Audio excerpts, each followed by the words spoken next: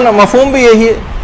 امام نے پوچھا پتہ ہے تم کو کہ سب سے بڑا جھوٹا کون ہے؟ پھر امام نے اس کا خود ہی جواب دیا کہ سب سے بڑا جھوٹا وہ ہے کہ اس سے دنیا کے جس علم کے متعلق تم چاہو گے سوال کرو گے وہ جواب دے گا.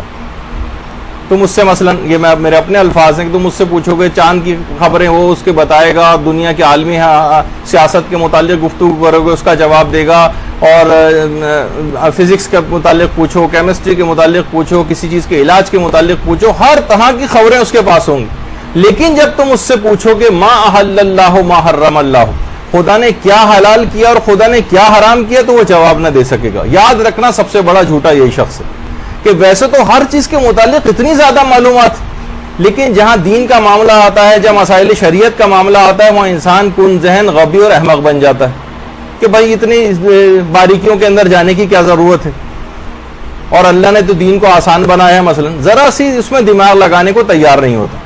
یعنی حلال کیا ہے, حرام کیا ہے, ایک ایک قدم اٹھانے سے پہلے آپ کو یہ سوچنا اور حکم خدا معلوم کرنا ہے کہ کہیں اس کے حکم کی خلاف ورزی نہ ہو جائے. تو سب سے بڑا جھوٹا امام نے کہا کہ دنیا کے ہر علم کی خبر رکھے گا, لیکن جب اس سے پوچھو کہ حلال کیا ہے, حلال خدا کیا اور حرام خدا کیا ہے, تو جواب نہ دے سکے گا. یاد رکھنا کہ سب سے بڑا جھوٹا بس یہی شخص ہے. اچھا اب دیکھیے